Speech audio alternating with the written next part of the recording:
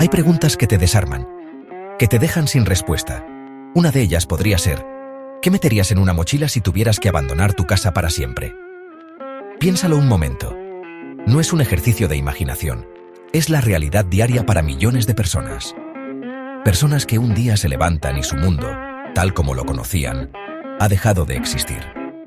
Una bomba ha caído demasiado cerca. Un grupo armado ha tomado el control de su pueblo. La persecución por pensar diferente, por amar a quien aman o por pertenecer a una etnia se ha vuelto insoportable. Una amenaza de muerte constante. Y entonces, solo queda correr. La decisión de huir no es una elección. Es un instinto de supervivencia. Nadie abandona su hogar, sus recuerdos, su tierra, por gusto. Nadie se lanza a un mar incierto o a un desierto interminable con sus hijos en brazos por capricho. Se huye del horror. Se huye de la guerra en Siria, de la violencia de las maras en Centroamérica, de la inestabilidad en Sudán, de la opresión en Afganistán. Las causas son muchas, pero el resultado es siempre el mismo. Una maleta improvisada, una despedida que quizás sea para siempre, y un camino lleno de miedo hacia lo desconocido. Un camino donde el pasado es dolor y el futuro, una página en blanco. Pero, ¿qué se siente al cerrar la puerta de tu casa por última vez? ¿Qué se piensa al mirar atrás y ver cómo se aleja todo lo que has construido? Es una mezcla de pánico y una extraña esperanza. La esperanza de encontrar un lugar seguro, un lugar donde el sonido de las bombas sea reemplazado por el ruido cotidiano de la vida. Un lugar donde tus hijos puedan ir al colegio sin miedo. Esa esperanza es el motor que impulsa cada paso, que aligera la carga de la mochila, aunque el peso del alma sea incalculable. Es la única luz en una oscuridad que parece no tener fin. Nos hemos acostumbrado a ver estas imágenes en televisión. Las vemos mientras cenamos, casi como si fueran parte de una película lejana. Pero no lo son. Cada una de esas personas tiene un nombre, una profesión, sueños rotos. Era un médico, una profesora, un estudiante, un agricultor. Tenían una vida normal, como la tuya, como la mía, hasta que la normalidad se rompió en 1000 pedazos. Y de repente, su única identidad pasó a ser una palabra que lo borra todo: refugiado. Una etiqueta que simplifica una tragedia humana hasta convertirla en un problema logístico para los países ricos. Hablamos de cifras. Millones. Cifras tan grandes que pierden su significado. Se convierten en estadística, en un titular de periódico. Pero detrás de cada número hay una historia. Hay una madre como Yusra, que cruzó el Mediterráneo en una balsa hinchable con su bebé, protegiéndolo del agua salada con su propio cuerpo. Hay un joven como Ahmed, que vio cómo su universidad era bombardeada y tuvo que abandonar sus estudios de ingeniería para buscar asilo.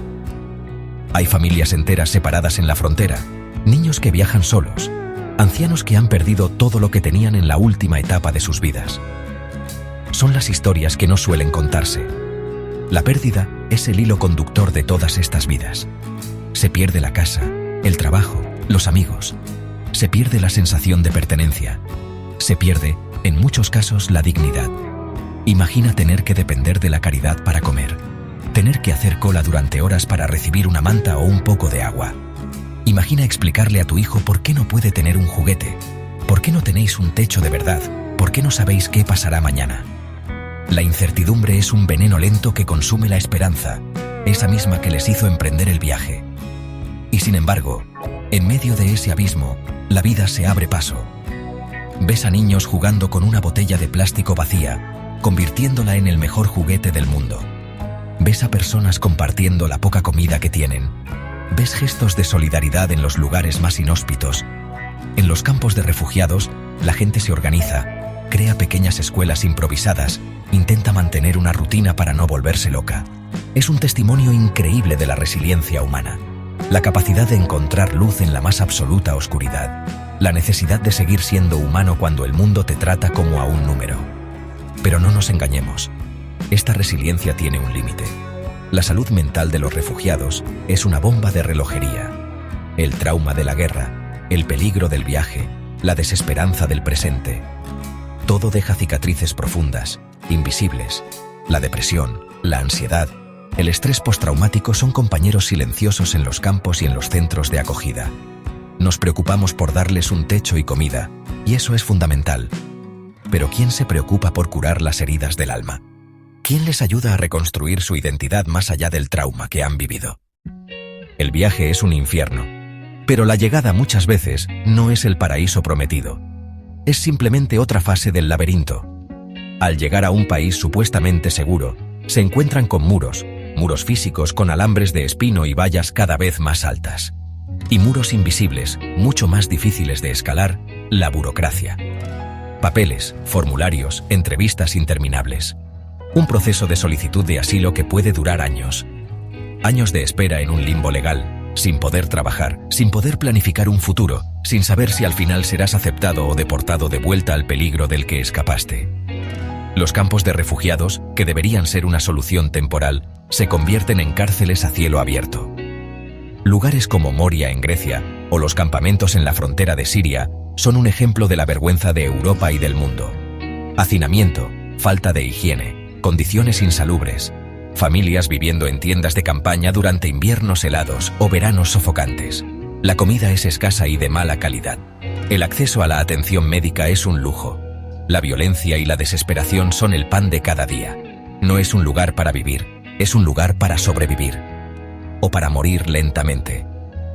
Y cuando finalmente consiguen salir del campo, si es que lo consiguen, empieza otra lucha. La lucha contra la desconfianza, contra el racismo, contra la xenofobia. Se les mira con recelo. Se les acusa de robar trabajo, de abusar de las ayudas sociales, de no querer integrarse. Se enfrentan a la barrera del idioma, a la dificultad de que se reconozcan sus títulos universitarios, a la explotación laboral. Pasan de ser el pobre refugiado al inmigrante molesto. La empatía inicial se desvanece y da paso al rechazo. El camino hacia la integración es una carrera de obstáculos constante. La falta de recursos es brutal. Las organizaciones humanitarias hacen un trabajo titánico, pero no dan abasto. La ONU advierte constantemente de que los fondos son insuficientes. Faltan médicos, faltan medicinas, falta comida, faltan mantas, falta de todo. Los gobiernos prometen ayudas que luego no llegan o llegan tarde. Se gastan miles de millones en reforzar las fronteras, en tecnología de vigilancia, en barcos para interceptar pateras. Pero el presupuesto para acoger, para integrar, para dar una vida digna a quienes ya están aquí, siempre es demasiado pequeño. Es una cuestión de prioridades. Y parece que salvar vidas no es la prioridad número uno. Llegados a este punto, la pregunta es inevitable. ¿Qué hacemos? ¿Seguimos mirando para otro lado? ¿Cambiamos de canal cuando salen las noticias de un nuevo naufragio en el Mediterráneo? Podemos intentar convencernos de que no es nuestro problema, de que está pasando muy lejos, de que no podemos acoger a todo el mundo. Son las excusas que nos damos para poder dormir tranquilos por la noche. Pero la realidad es tozuda. La crisis de los refugiados no es un problema ajeno. Es el reflejo de un mundo roto, un mundo del que todos formamos parte. La indiferencia es el peor de los muros. Es cómplice, porque cuando un niño muere ahogado intentando llegar a una playa europea, no solo se ahoga él, se ahoga una parte de nuestra humanidad. Cuando una familia pasa años en un campo de refugiados en condiciones infrahumanas, no solo se degrada su vida, se degrada la conciencia de una sociedad que lo permite. No podemos seguir tratando esta tragedia como un asunto de seguridad fronteriza. Es una crisis humanitaria y exige una respuesta humanitaria, con mayúsculas, con urgencia. La solidaridad no es una palabra bonita en un discurso político, es una acción concreta. Es exigir a nuestros gobiernos que cumplan con sus obligaciones legales y morales. Es apoyar a las organizaciones que trabajan sobre el terreno. Es combatir los discursos de odio y de miedo con información y con empatía. Es entender que la persona que tienes delante, aunque hable otro idioma y tenga otro color de piel, siente el mismo miedo, tiene las mismas esperanzas y quiere lo mismo que tú. Una vida segura y digna para su familia. No es tan difícil de entender. Esto no va a parar. Mientras haya guerras, mientras haya pobreza extrema, mientras haya persecución, la gente seguirá huyendo. Es ley de vida. Podemos construir muros más altos, poner más concertinas, desplegar más barcos. Pero nada detendrá a alguien que huye para salvar su vida. La única solución real es ir a la raíz del problema. Trabajar por la paz, por la justicia, por el desarrollo en los países de origen. Pero mientras eso llega, tenemos una responsabilidad ineludible aquí y ahora.